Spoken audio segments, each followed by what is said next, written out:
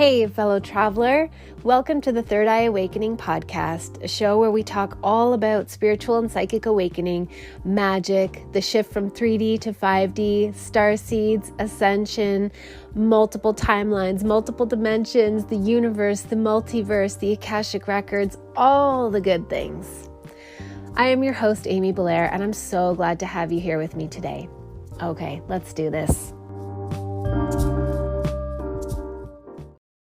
Hi, everyone. Welcome to another episode of Third Eye Awakening. I'm so excited to invite Mike to the podcast today to talk to us about energy work, developing extrasensory perception with touch and sight, working on the chakras, using and manipulating the energies of the body. So Mike Aho has done and developed skills related to energy work for the past 11 years, and he's going to share with us some of the cool things that he's learned along the way. Welcome, Mike. Thank you so much for being here. Yeah, thank you for having me. Will you tell us a little bit about, a little bit more about yourself, like where you are? You don't have to give us your hometown if you don't want, but just generally where in the world you are and kind of what has brought you here to this place of energy work. Well, it all started when I was younger. I was pretty intuitive. I could kind of get things without knowing where it came from. So that kind of guided me in a certain direction to look into things. Then when I was 18, I was really into spirituality. I didn't know how to do it. I didn't know much about it, but I was into it. So I went ahead and I listened to Robert Bruce, who's a pioneer with astral projection. I listened to him on Coast to Coast AM with George Norrie. Mm-hmm. And he was doing an energy work exercise on the radio show. I followed along and I actually felt something the first time. And I was like, oh my God, this is real. This stuff is actually real. Because I was skeptical. You got to keep a skeptic mind and protect yourself from what might be out there. But from there on, I did a deep dive into energy work. I manipulate the energies of the body. I've been doing it for the past 11 years, like you had mentioned. I have, a lot of techniques that I'd like to share and kind of some background information, if you wouldn't mind. No, absolutely. That sounds amazing. What would you like to start with? All right. So we should start with the chakra system. So we kind of have a grounding place to start. So the chakra system goes like this. The root chakra is red. It is located between your genitals and, your butt. It's the color red. It goes up and down. So when you're moving energy, you want to go outward, not inward. You always want to go outward when you practice energy work. The reason for this is you're getting rid of all the gunk, all the toxins, all the stuff you've accumulated throughout your lifetime. And then the chakra will heal itself naturally. Mike, what do you mean by outwards? You always want to go outwards. All right. So one of the techniques I have is moving energy manually. Mm-hmm. What you do for that technique is you do a series of contractions. Yep. So you're doing contractions right at the base, you want to go outward. So it's right at the top of the skin.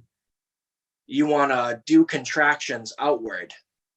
Like blowing a bubble, or like when women have babies. Okay, gotcha. So rather than I get what you mean now. So rather than pulling energy up into that center, you're pushing outward. So the technical term for that place between your genitals and your butthole is your perineum. And so when you're sort of doing these contractions, you're putting pressure that moves outward into that area. Exactly. And you want to do this because right on the surface layer, you don't want to go in really deep because energy flows like a river. Once you break down the dam, that's when all the energy can flow out. So it's important to do it at the front of the energy center, so to speak. Okay, that's interesting.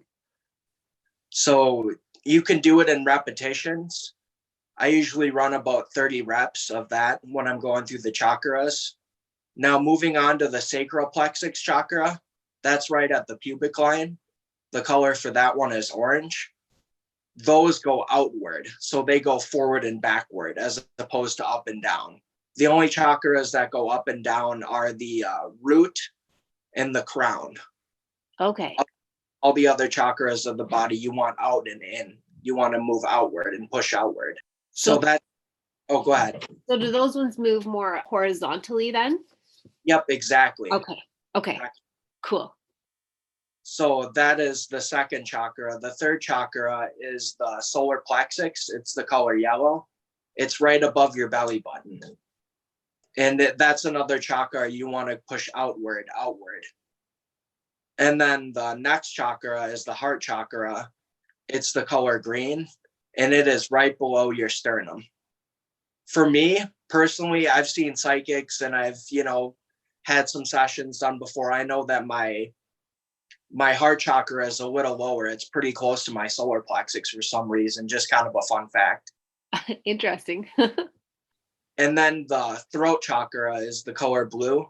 It's right at the man's Adam's apple. It's right there at your throat. And that again goes, out. You want to push out.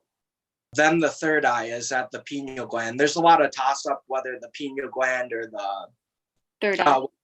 Yeah. But I think the pineal gland is the third eye chakra. So for that, you want to actually go inside into the center of your head when you're doing contractions, not on the surface area of where the skin is. Okay. And breathing is something that's important.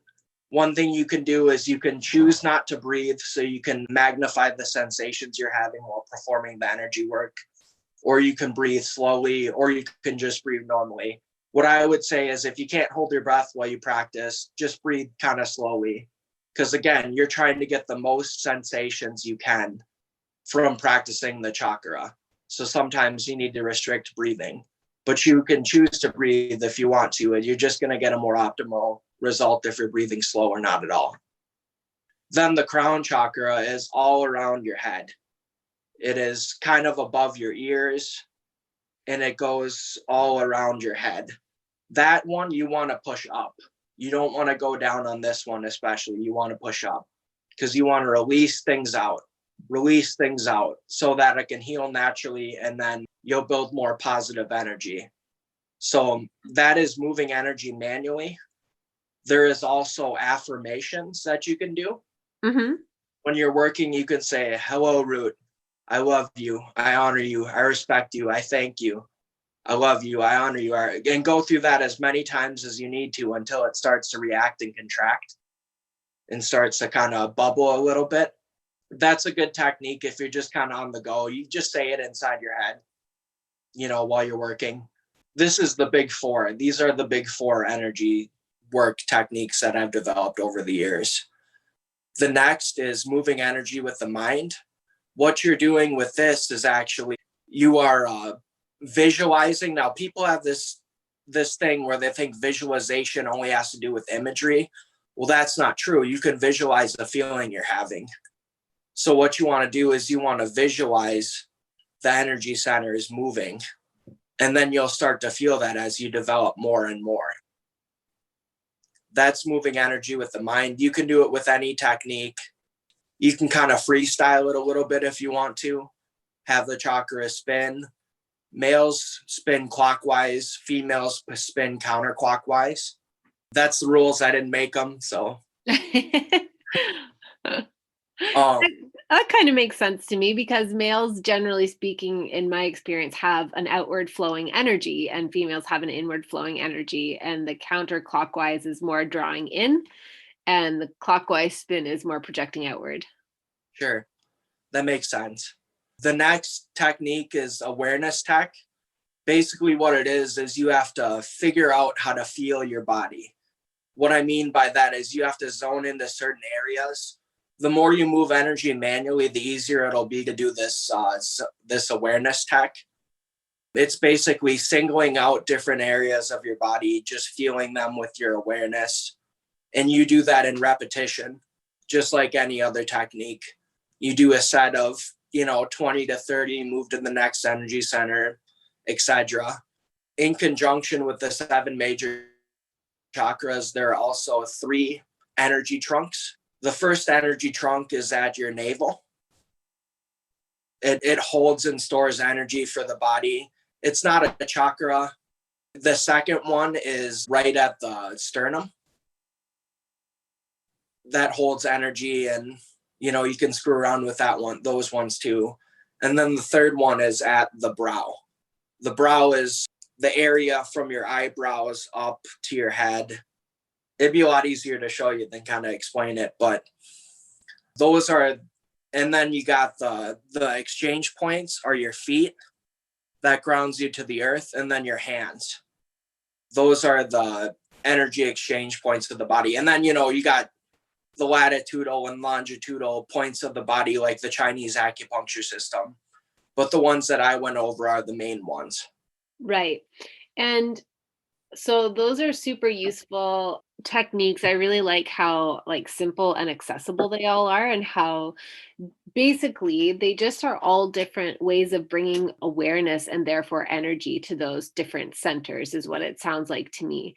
And one technique might work really well for one person, and another technique might work better for another person, but these techniques you developed and shared seem to me like they're all very something you don't have to spend a lot of money doing, something you don't need any equipment to do. You don't need any special workout room in your house or anything like that. You just basically need a willingness and a curiosity to engage with your energy centers in these ways.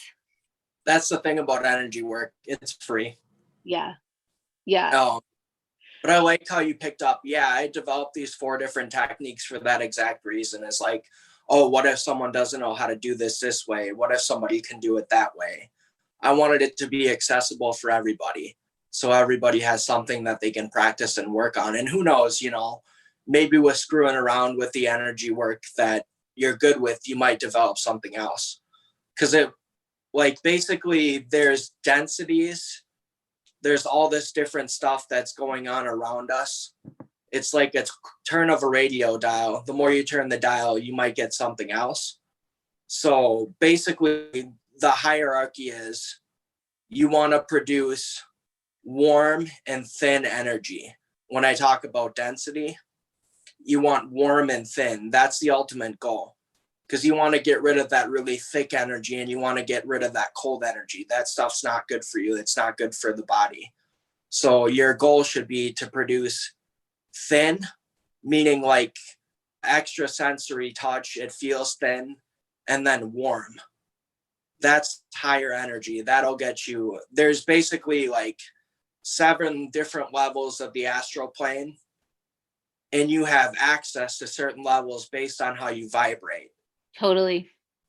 Basically, if you practice this energy work, you're moving up in levels. And the more levels you have up, well, first you're going to get astral sight. You're going to get visions. That's all third eye stuff. The third eye center is for vision specifically. You close your eyes, or you have your eyes open, and you see maybe some geometry, maybe something about yourself, maybe imagery. But if you work on the brow center, that's for actual astral sight. That's to see spirits. That's to see what's in the astral plane, what the astral wildlife is doing. So I would encourage people to work on the third eye first, because you want to get the visual stuff down first. It's kind of hard to explain, but there's 2 separate screens. One screen is for the third eye. The other screen is for the opticals, which are a minor energy center around your eyebrows, closest to your forehead. And you can see out of the third eye when you have your eyes closed or with your eyes open. And then when you start practicing the optical energy center, the opticals being those 2 little balls that are on the edge of your eyebrows closest to your forehead, that is how you see aura. That is how you see spirits. And it's 2 different screens with your eyes closed. So it's all about depth perception.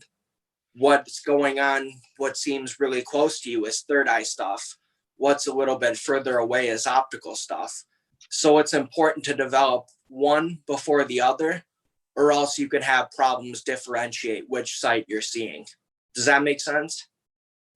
Yeah, that does make sense, and that's totally, totally fascinating. I did not know about those 2 optical centers and that they're different screens. I always just took for granted that what I see is just how I see it, but that's really exciting, and I'm super excited to practice your techniques to, like, improve. I already have really strong, clear vision, but I'm not somebody that sees things projected outside of my, like, in the world, you know what I mean? Like, I don't see spirits. Everything I see is on the screen within my mind's eye, which is fine because it relays all the necessary information.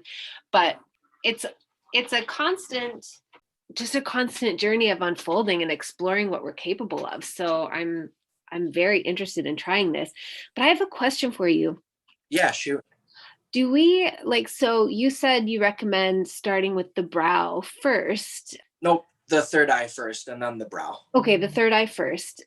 I always kind of, well, not always, scratch that. Over the last year, have sort of felt like we should start with the heart first because, and so I'm not saying I'm right. I'm just interested to hear what you think about this. So, I've been thinking about creating a course of, like, developing our different psychic gifts through all of these energy centers. And I kind of thought, like, maybe I should start with the heart first, which is counterintuitive because it's not the root, it's not the crown, but it's the bridge point between the root and the crown. It's the bridge point between, like, the cosmos and the earth, energy and intelligence. And also it's a lot harder for the heart to be hijacked by our ego. Do you know what I mean? Yeah, I kind of know what you're saying because the side effects of practicing the heart is empathy.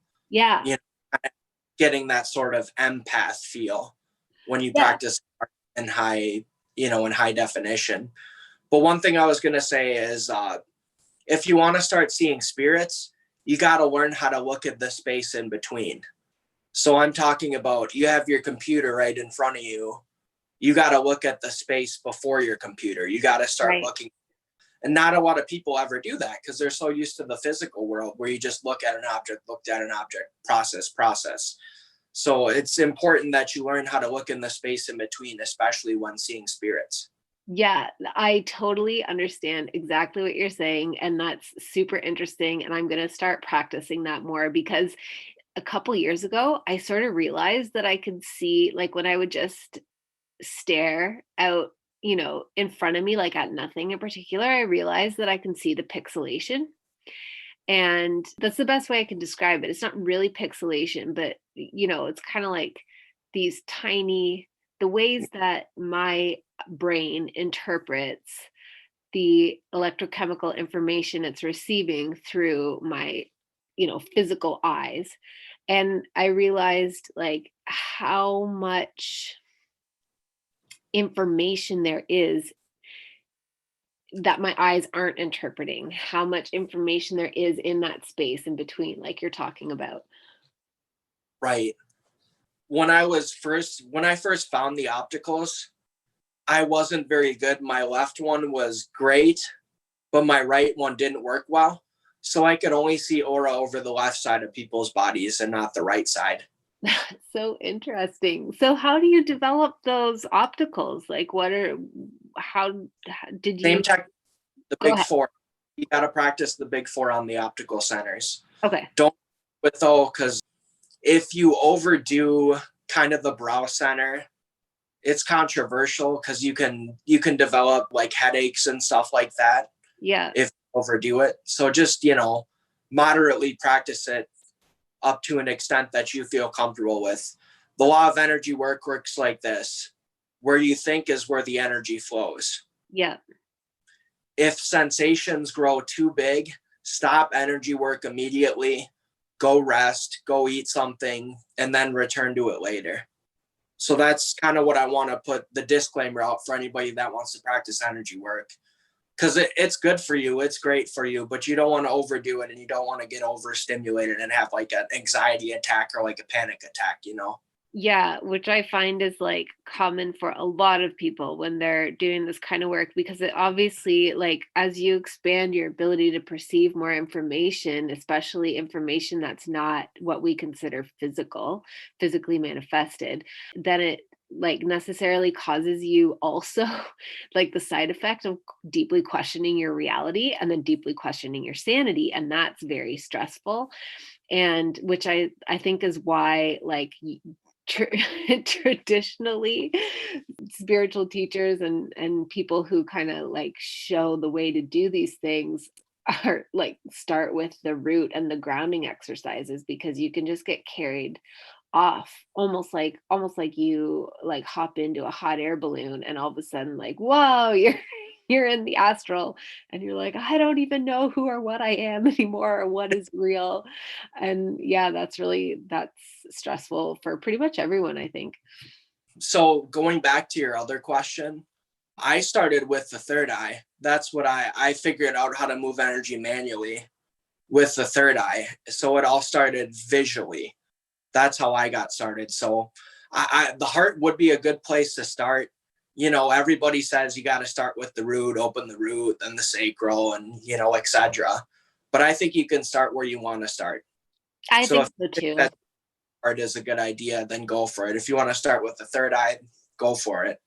Just make sure you're balancing the rest of your chakras and putting the time and attention that they need to, because you want to have a unity of energy through your body. You don't want to not work on a certain energy center.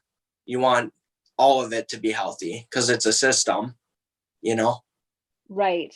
Totally. It is a system, and like you don't want to say, for example, I mean, I think the third eye has a lot of allure for people because we feel like if we can see things, then I don't know. I think we just put a lot of stock in vision. I don't know why above the other senses, but that's just something I've observed.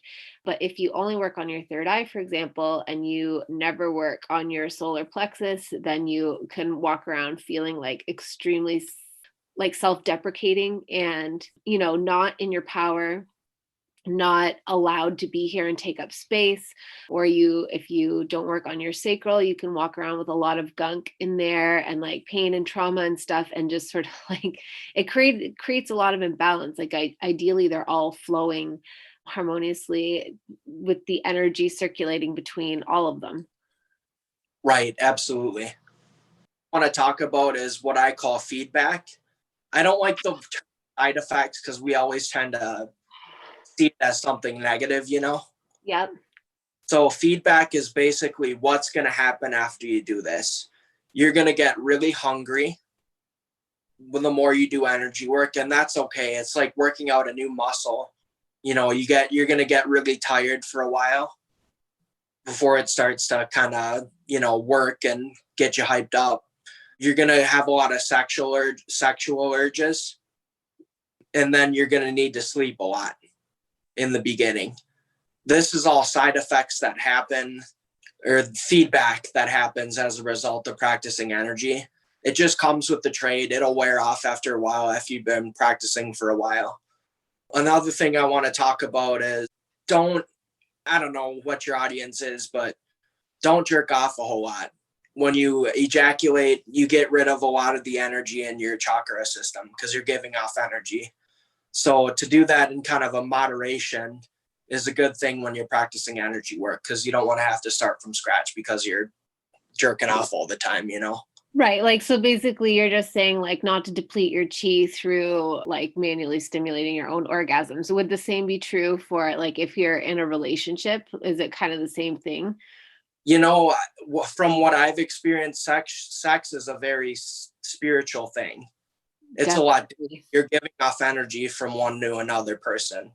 It's a little different. You're still gonna give off a lot of energy, but it's so much give and take with the energy. It's almost hypnotizing when you're with another person. Yeah. And I also think, I'm just going to throw this out there, but I'm not an expert at all. But I think maybe that's the advice to basically not jerk off in excess and therefore leak your chi out when you're trying to develop these different chakra centers is that might be specific to men. I'm not sure, but again, because men have like literally an outflow of chi energy when they ejaculate, whereas females, our orgasms are much more like drawing inwards. So I don't know if I'm just putting it out there that if Yeah, women are I've listening and they're like, I don't know, that doesn't make sense to me, that might be why. sure. There's another technique. This is an elementary technique. It's not a part of the big four. It's breathing. Basically, what you can do is you can move your breathing into your feet, into your hands, into the chakras. When you inhale, you want to bring in. I know, and that sounds contrary to what all the other techniques do, but when you kind of want to breathe in, you want to breathe into the chakra, and then exhale, you want to breathe out of the chakra. You can do a combination tech. This is a little more advanced, where you use awareness tech. So you have the area, you're putting a priority on the area you want to work on. You're using affirmations at the same time, and then you're focusing on your breathing. You're doing the breathing tech. That's a little more advanced. It's a combination tech. You can do more than one technique at once, but I would recommend just sticking to one at a time as you start out. This is really, really cool, really useful information. And do you have more that you want to share before I barrage you with questions? You know, let's see. I want to talk about sound vibrations real quick. Sure. Sound vibrations have a positive and a negative energy based on what you say. Like love, honor, and respect, those are really thin and really warm vibrations, when opposed to hate. All other negative kind of words have more of a sharp and thicker volume. So that's why the affirmations work, is because you're using positive sound vibrations in order to key in your energy centers. There was this Asian scientist that did this experiment on ice. He wrote the word ice. He wrote the word, I think, respect on ice. And they all made these wonderful sacred geometry crystalline structures on the molecular level, as opposed when you put hate and greed and all these other things on the ice. They had more jagged, and they weren't. I mean, it just shows how relevant sound vibrations are. Yeah, it's absolutely amazing. I know exactly who you're talking about, and I'm looking it up right now. I'm mixing up his name. I want to say Hashimoto, but that's actually a thyroid condition. But I know exactly his name. Anyways, it doesn't matter. Keep going, and I'll find it to make sure that it's in the show notes so people can look it up if they haven't heard of it before. But it's absolutely incredible. And I would say, like, if you don't really understand what Mike is talking about when he says thin and warm, other words potentially could be like light, soothing, like feeling. Basically, thin and warm to me translates as it feels good. It doesn't weigh anything. It doesn't weigh your vibration down. It lifts it up, and it's easy to move. Yep. Whereas like sharp, thick, heavy is like those low, I'm pretty sure everybody who listens to this podcast has experienced depression at one point or another. And that is an energy that is thick and sludgy, and it's hard to move, and it makes you feel not good, and it makes you feel weighed down. So I think, like, is that what you're talking about? Yeah, that's exactly what I'm talking about. Pick whatever adjective you want to use to try to describe it. Yeah. I'm extra because when you practice this stuff, like I said, it's extrasensory touch and extrasensory perception. Those are the two big things that you're going to experience. So you're going to be walking around, you'll feel kind of thick energy, it's kind of muddy, or you'll feel really thin energy. That's extrasensory touch stuff. But there's different levels to the astral plane. Basically, why we do this is we want to get to the best versions of ourselves that's possible. And by doing so, you have access to higher levels. When you have higher access, stuff wants to interact with you. It'll give you thoughts. It'll give you ideas. Like, I kind of have this belief that if you have a perfect chakra system, all the wisdom of the world and the universe will just come to you. And when you practice, there's these spirits, not always positive spirits, that are like oh, he's really doing this. I should pay attention to what he's doing. And then you got a buddy, you got a good follower that follows along and helps to heal you. Spirits can communicate with you through signs and symbols. For me, the good job or you're doing good is when I see 256. The numbers 256 are always good for me. It always know that I'm on the right track. If it's 257 or 255, it's try again. You're not making the most efficient decision. I love that. And I love that you said that because that's also a question I get frequently. And I like that your number is unique to you because, there's so much focus on angel number sequences, which I think are super magical. And when I was starting down this path of really trusting and developing my own psychic gifts and exploring the Akashic records, I would literally see, I'm not kidding, I wrote them all down. Like I have journal entries to prove it. I would see 10 10 11 11 12 12 1 1 1 2 2 2 3 3 3 4 4 4 5 5 5 10 10 11 11, and then I would go to bed. So but I would see it like nonstop, and that was the universe communicating in a way that I couldn't shoot it down, you know what I mean? Like, it was so friggin' obvious. Yeah, But that being said, we put a lot of stock in angel number sequences, but there are other repeating sequences that show up for a lot of people. And some of mine are like combinations of ones and sevens. Just when they come around, like repeating ones and sevens, 171, 177, 777, 711, that kind of thing really it or yeah, even 717, like they don't even have to be in exact like a row, but they're similarly resonant with me. And I also like that the way that you interpret it, because it's very similar to the way that I do. It's kind of like, good job, wink wink, like you're figuring it out, keep going. Or you're kind of there but not quite, you need to adjust it a little bit. yep. The other one, the big one when I'm making major life changes is when I see a cardinal. Oh, cool. That's the big one. Like I'm deciding to get sober from drugs and alcohol. I'll see like a cardinal.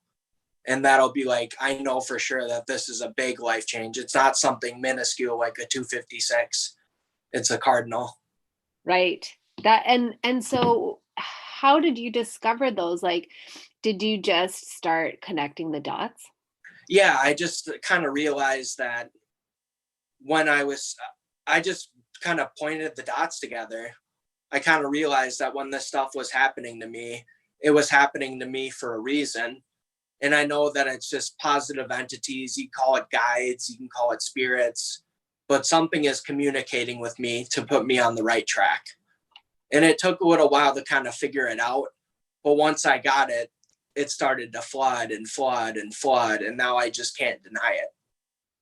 Yeah, I really resonate with that. It was very similar for me, just noticing, because again, a lot of people want to know like how, like, the big question is how. And I'm like, it's not even hard. It's just all the ways that we dismiss all the signs we're already getting, all the assistance we're already getting, that makes it seem hard. But it really is just sort of being observant and then validating those little signs, those nudges, whatever, the like, just basically letting our path lead us. But then when I say that, it sounds easy. I don't know about for you, but I mean, it took me a friggin' long time to get behind all that.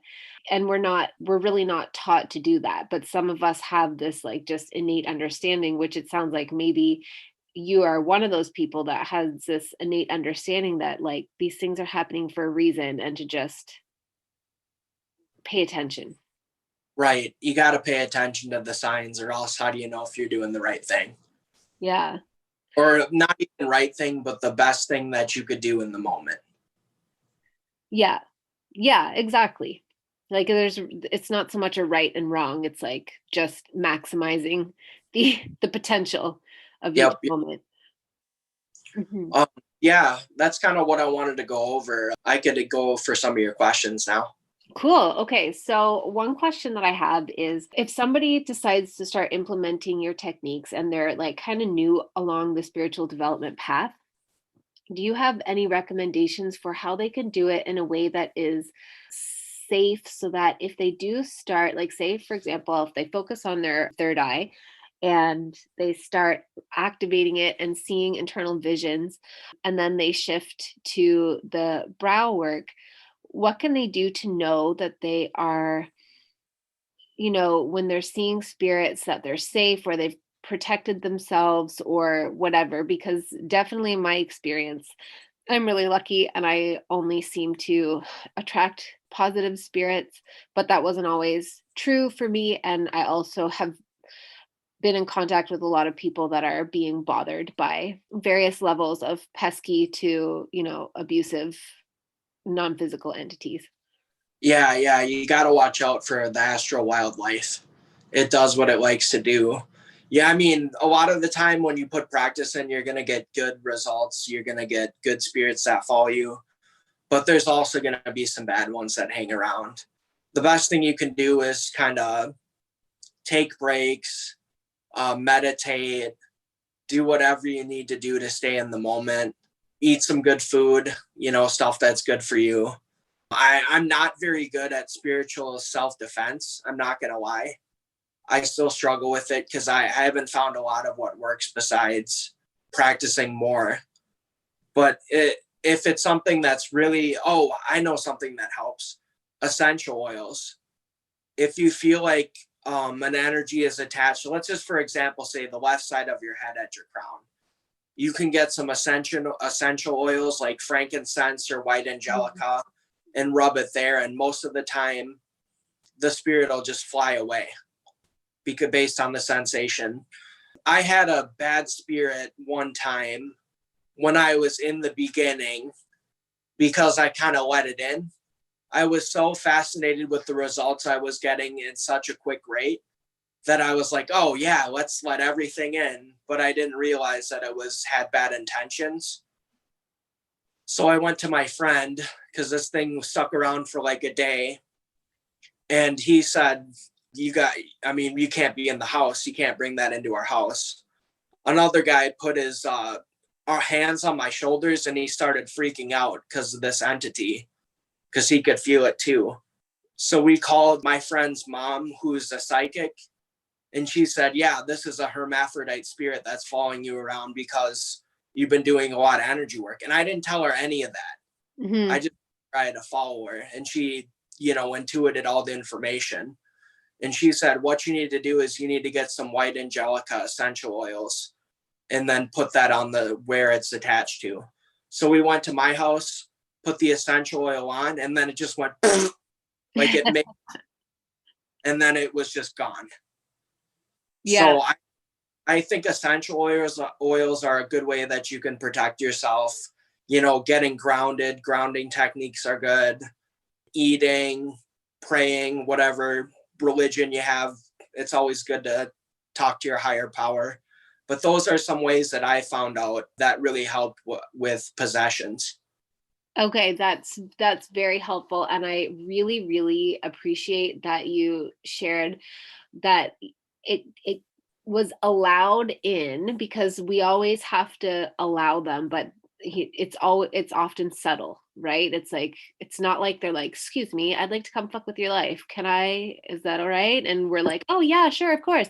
Like, it's very, very subtle allowance, and it's more just like an energetic permission to continue being there, or can, you know what I mean? Like, it's Yeah. really subtle. But what I really appreciate is where you mentioned that it was because you were so fascinated by the results that you were getting, and that you just didn't necessarily have the discernment at that point in your practice. And so I'll just caution people of that for sure, that like, that's also what I've found is, One thing I add is the root chakra, it's red. Stay yeah. away from energy. Stay away from red entities. Red entities are at a lower vibrational frequency of the astral plane. Not always, but most of the time they're heinous. So when you see entities and stuff, if it's red, just kind of go about your business. Don't draw attention to yourself. Okay, that's very interesting. I've also heard the same thing about entities with red eyes. Yep, red eyes too. That's bad. Or not always, but most of the time it's bad. Mm-hmm. I always think of like the red frequency of the root chakra as being similar to like garnets or rubies or like mook jasper or something, where it's like it's red, but it's this really beautiful, healing, I don't know, comfortable frequency, which also I think probably the way that the essential oils work, I love frankincense personally for that exact reason, is that like the vibrational signature of that plant, which is carried in the oil, is it's like it makes you slippery. Like they can't attach. It's like a it like dissolves the glue that they're using or the adhesive that they're using to stick to you. And I think crystals probably have a similar, if anybody's drawn to crystals, like I don't want to make anybody feel like you have to have these things in order to be protected because ultimately, in my opinion, it's all about your own vibrational frequency and how you feel about yourself. And when you feel positively about yourself, like you love yourself and value yourself and you have strong boundaries and like you wouldn't let somebody fuck with you in real life and treat you like crap, then that's going to translate to the spiritual realm as well. And it just means that you're more rooted in your power and your sovereignty, and you're just not energetically available to engage with entities that have either trickster energy and don't necessarily have malevolence to them but will mess with you if given the opportunity, or entities that have negative negative motivations, let's say. I got more defense against the dark arts kind of teaching. It's white sage. Yes. Native it all the time in their rituals. White sage is really good. There's actually some white sage tech. What you want to do is you want to hold on to the sage and you want to move your awareness into the sage as you light it. That kind of powers it up. So you move your awareness outside of your body, which you can do that because you can have awareness inside and outside. As you gain extrasensory touch, you'll feel what's around you without just limits of your body. But if you want to, you can charge the sage with your own energy. But sage is also a good tool to use when warding away dark spirits. That is really, really cool. I use white sage frequently, but it hadn't even occurred to me to move my awareness into the sage itself while I'm lighting it and just like basically like connecting in with the frequency that it holds. Yeah, exactly. So cool. I'm definitely going to be trying that tomorrow. Another question that I have for you is I just find it so interesting that you have developed these techniques that you're so generously sharing with all of us. And like, did you study at like with anybody, or did you just kind of like get super activated when you first heard, I can't even remember the man's name that you were talking about on, Robert, what's his name? Robert Bruce. Robert Bruce, yeah. Did you just get really activated when you heard him and it just sent you down the path of like self-study? Yep, it was all self-study. All this I came up with from scratch. My idea was I wanted to figure out spirituality my own way. I didn't want to study everybody else's techniques because that would put a hindrance on what I could learn by deep diving myself. So I could get the most optimal results based on actually putting in the work instead of just practicing what's been regurgitated.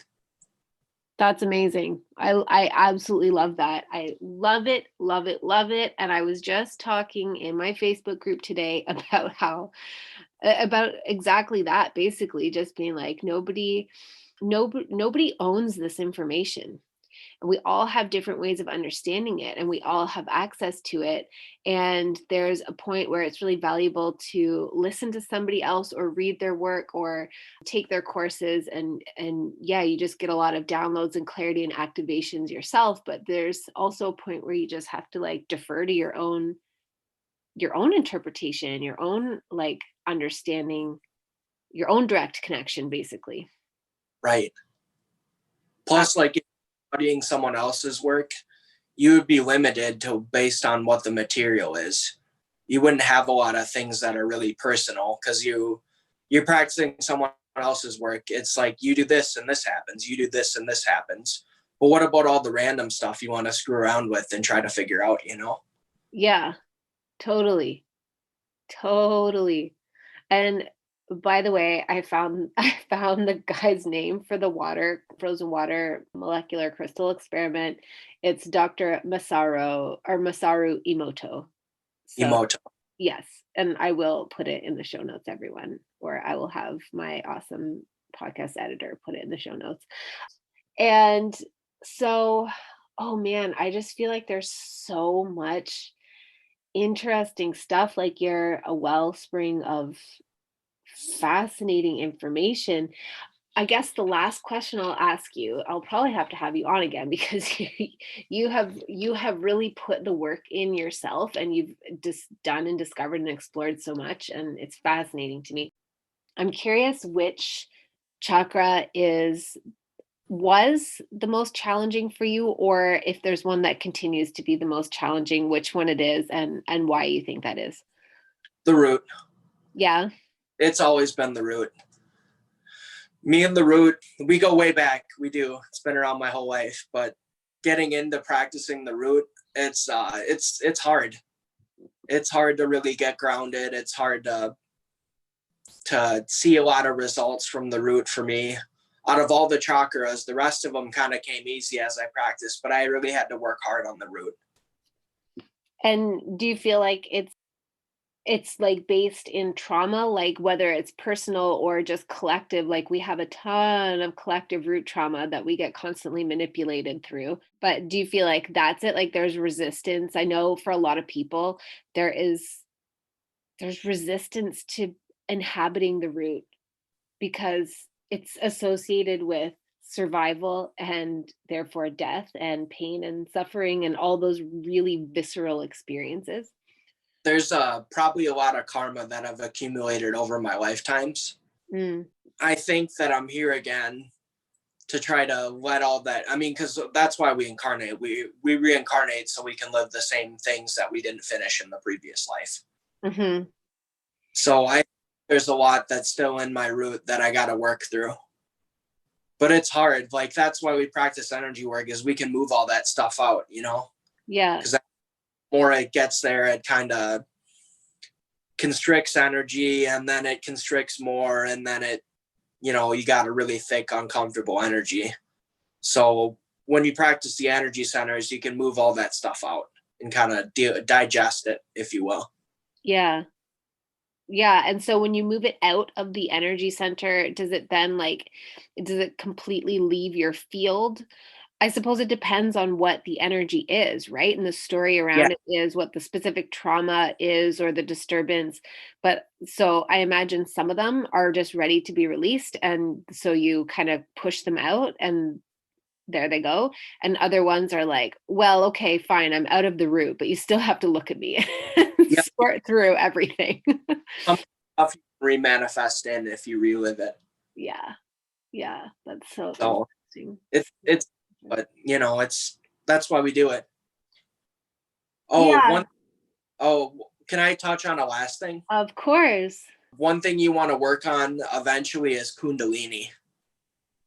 Kundalini is a very sacred energy that's at your tailbone, and it moves up your back all the way up to your crown. We move energy to manipulate Kundalini. Kundalini is very hard to deal with. You got to do your best to keep your mind blank when Kundalini activates, because you don't want it to move back down. You want it to move all the way up your spinal cord into the back of your head. It's pretty much like an upgrade. It'll upgrade all your energy centers. It'll upgrade all the latitudinal and longitudinal points of your body. Kundalini is one of the most important and sacral energies that your body can produce. That's really cool. Have you experienced a Kundalini activation? Yep, 6 or 7 times. One time in a Walmart parking lot. It was Oh my bad. You're like, perfect timing. I think that's how like most women feel at some point with their period, but it's not the same. You don't get like a big upgrade. You're more just like, wow, this is really convenient. Great. That's super interesting to me. I'm still trying to sort out if I've ever experienced one, but I think maybe like in in my 20s I did, but I'm not sure. It's hard to say because for me it was not that I didn't feel it in the way that a lot of people describe it, but I felt like a complete awakening where I felt so cracked open that I almost couldn't find words. It was a little bit like if I were to open my mouth and try to share what I was experiencing, it would just come out like a scream.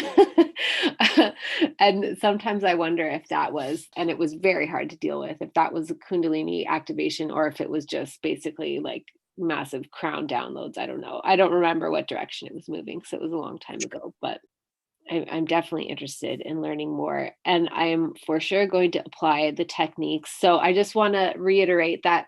So you said that the root chakra moves on a vertical axis and it moves downward. So when you're doing the manual like contractions where you described it like kind of blowing a bubble against your perineum, like pushing it out, you're pushing it out and down. Yep, And exactly. then the sacral, the solar plexus, the heart, the throat, and the third eye are all on a horizontal plane. And so when you're pushing out, you're pushing like forward out of your body. Yep, exactly. Okay. And the crown is vertical again, but when you're pushing out, you're pushing Oh, upwards. yep, exactly. Okay. And Cool. there's the trunks too. You can work on the trunks if you want to. And how do you work on the trunks? Same thing. Same thing. Yeah, they all go forward. Okay, so the trunks, they're just more like stabilizing energy centers or what? Yeah, they just hold energy. That's kind of what they're there for. They hold extra energy. So you Okay. can work. I don't know exactly what they do, but I know they're there and I've been practicing them. But I know that they hold a lot of energy and they're not rotating like your energy centers, like your main chakras are, but they're so important to practice. So I know that go ahead, sorry. Taoist culture, they don't teach the 7 chakra centers. They teach the 3 trunks. Interesting. So are they more like reservoirs or repositories of energy? Yeah, something like that. That's why I just call them the trunks, because trunks where you put stuff in. Okay, gotcha. I was thinking tree trunk. Okay, it's a trunk. It's just like it's like a cache of energy. Okay, cool. Oh, this is so fascinating. And Mike, where can people find you? If you want people to find you, you don't have to. You don't have to be about that. No, it's cool. Follow me on Twitter at michaelaho.com, or Michael A is my Twitter tag. I'm on Instagram too, but I don't know what my profile is. So it's better to contact me on Twitter. I have my DM messages open so you can send me messages if you have questions or if you want to set up a session. I do spiritual consulting.